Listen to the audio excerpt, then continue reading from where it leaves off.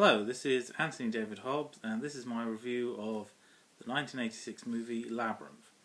And, well, I've been specifically asked to do a review of this film. Anyway, it's a very enjoyable movie, a great movie directed by Jim Henson, and as you probably know, Jim Henson's famous for doing state-of-the-art puppetry. And you get a lot of puppets in this film, yes, a heck of a lot. And the thing about Jim Henson is his company started out with very simple puppets, like little sock puppets, you know, like with the mouth moving like that, like Kermit the Frog and Fozzie Bear. But in Labyrinth we have state-of-the-art animatronic puppets, and it doesn't really matter if a puppet is primitive or really advanced. What matters is that the character comes to life, you know, and that you care about the character, and Jim Henson's Creature Shop could do that perfectly. Okay, I'll start at the beginning. I first saw the movie Labyrinth when I was 9 years old, and I'd never heard of David Bowie, didn't know who he was because I didn't show any interest in pop stars until I was a teenager. And David Bowie does brilliant songs in it. He wrote, I think he wrote all the songs, and he sang almost all of them. And here's the thing: when I first saw it, I thought David Bowie didn't particularly want to be in the film. No, because there are scenes where his character, because he plays Jareth, the Goblin King, there are scenes when he's sort of looking like this, sort of fed up, doesn't really want to be there. And I thought, well, maybe he doesn't want to be in the film. They just paid him so much money that he had to do it. But then later I found out, no, that is not the case at all. He did want to do the film. He was very enthusiastic about it, but the character is bored and dull, like a spoiled brat that's fed up, you know. So then that I understood, you know. David Bowie himself wasn't bored. The character he's playing was bored, you know. And oh yes, when I heard about Labyrinth and that there's this character called the Goblin King, I thought it was a goblin. You know, when you think Goblin King, you think goblin. But no, he just looks human. He's just dressed in funny clothes, but he's human. He's not a goblin. So he's called that because he rules the goblins, but he's not a goblin himself. But then, even at the age of 9, I kind of figured out why that was. It was because the target audience was children and David Bowie fans. So if you're a David Bowie fan, you don't want to see a goblin, you want to see David Bowie as David Bowie. So that's why they did that. And my favourite song is Chill It Out with the Fire Gang. Now I know some fans will say, how can you say that, there's lots of... And the other songs are good, don't get me wrong. But the thing is, there's something about Chill Out with the Fire Gang, it's very relaxing, feel-good factor song, you know, very crazy and wacky. When the character of Sarah, who's in the labyrinth, she meets these strange, wacky characters that they just sort of dance in this crazy, wacky, wild way. They let it all go, let it all hang out. And at one point they have detachable heads. They take their heads off and play catch with them and stuff. And it's really strange, really bizarre. And quite clever, because this was in the days before they had advanced CGI. And what they did was, the puppeteers would control their arms and their legs with like rods and stuff. And then they'd superimpose a different background so that you couldn't see the puppeteers controlling them. And so, even before CGI, there were ways around it. There were ways you could make creatures come to life. So that's quite clever. And all the puppets, there's a different twist, a different style to the way they move and stuff. So each character is unique. And the Hoggle character, who's he's like one of the lead creatures. He's a goblin, and he obeys Jareth, the Goblin King. Not because he admires him, but because he's frightened of him. So yeah, he's frightened of him because of the threat of being thrown into the bog of eternal stench. Now there's a bog of eternal stench because the Dark Crystal, which was a Jim Henson film a few years earlier, it received some criticism for some scenes being too frightening for children. So for that reason, when Jim Henson wanted to make another movie with lots of puppets, he wanted to tone it down, you know, make it a bit less scary, so that he wanted kids of all ages to enjoy it. So for that reason, nobody dies, basically. There's no dying, no threat of death. There's a lot of fighting, conflict, but no threat of death. And the threat to Hoggle is being thrown into the bog of eternal stench. If you put a foot in it, you'll stink forever. So that's why he fears that. The Dark Crystal, which, well, technically it had two directors. It was directed by Jim Henson and Frank Oz. Took 5 years to make. Because you have to remember, animatronic puppets were brand new, you know, so they had to keep pioneering the technology until they could get it just right. But Labyrinth only took 1.5 years to make, so yes. And my personal favourite is The Dark Crystal. I like that better than Labyrinth, but in terms of story. And I wasn't frightened of it when I saw The Dark Crystal, well then that's because I was about 10, so yes. I think Dark Crystal is a little too scary for very small children, about 4 or 5, but I was 10, so I wasn't scared. And but in spite of what I've just said, Labyrinth is sort of superior visually. It's more visually stunning. We can see they've learnt a lot. Jim Henson's crew, how the do's and don'ts, how to make it's new and improved special effects for the puppets. So that's pretty cool. The character of Ludo, he's this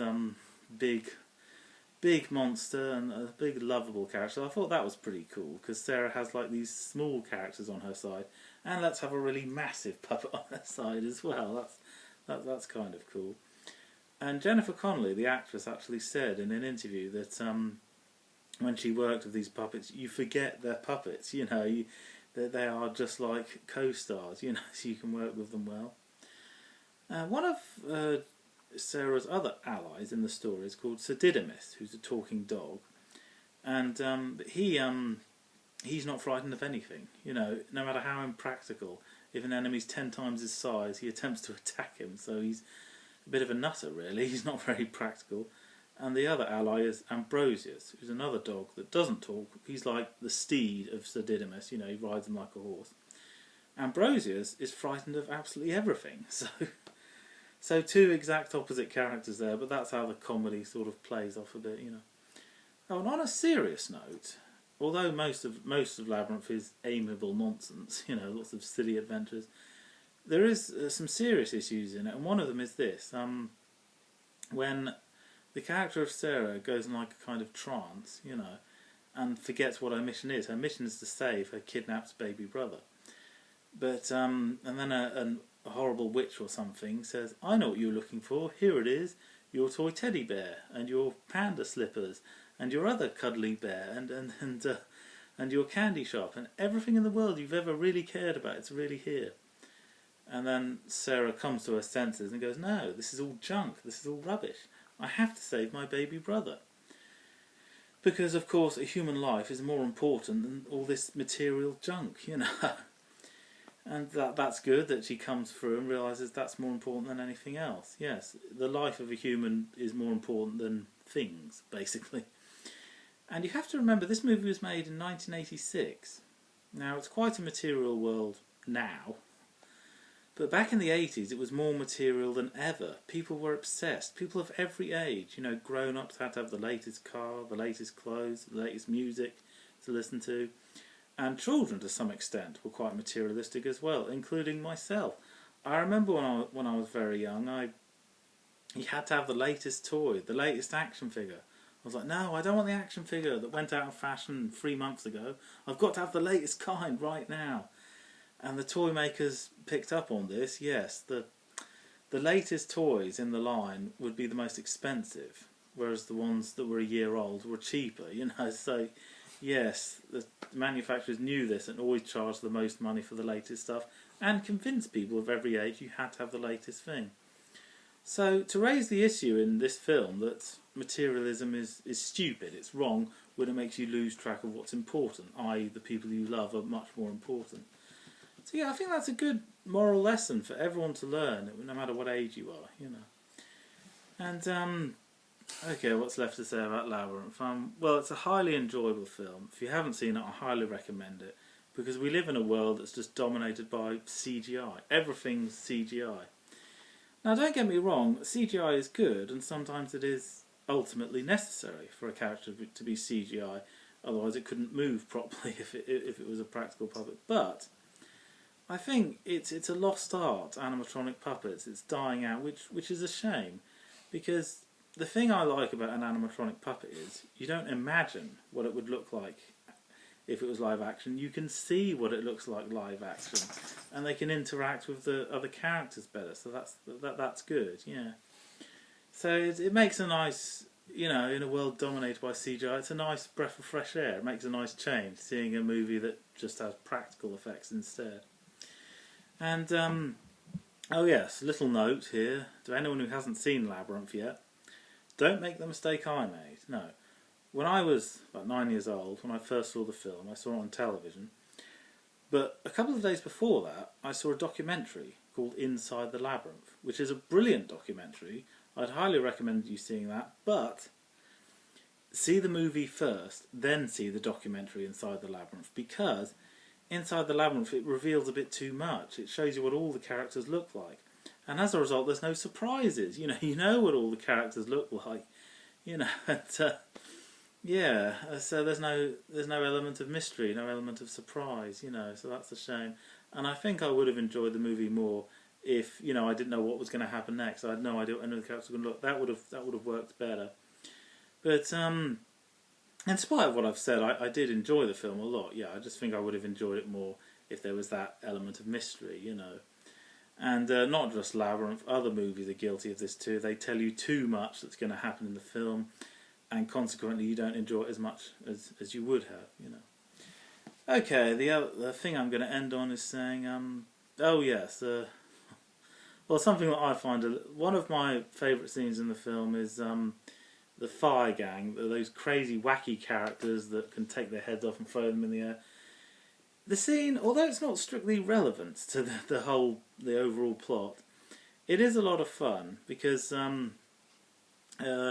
it's sort of like a break from all the serious stuff, It's just relax, chill out, And the other characters, Sarah, Hoggle, and Ludo, and Didymus, they're sort of, thinking very carefully. You have to figure out what all these mysteries mean, to figure out how to solve the labyrinth.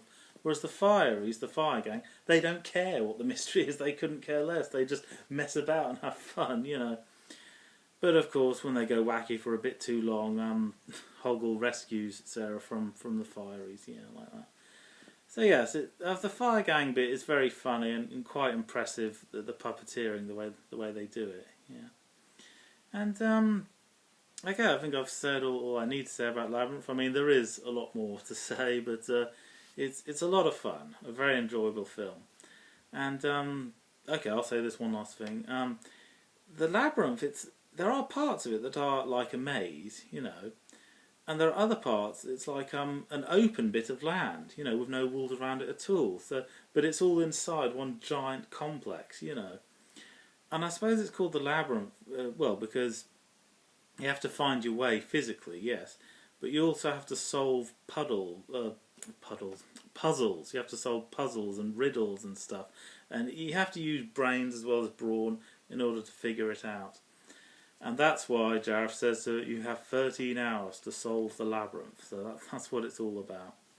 So you a bit like Dungeons and Dragons almost, or like I don't know the technical term for it. There's this role play thing like Dungeons and Dragons where you reenact scenes from a fantasy story. And we see the character of Sarah doing that at the beginning of the film. She's quoting stuff she has a book called The Labyrinth, So that's where, if you think about it, that's quite surreal. So she's a big fan of this story about a labyrinth, and then goes into a labyrinth for real. So that's, it's sort of reality and fantasy get a bit blurred. But anyway, to cut a long story short, Labyrinth is a very enjoyable film, and I have a lot of fond memories of it.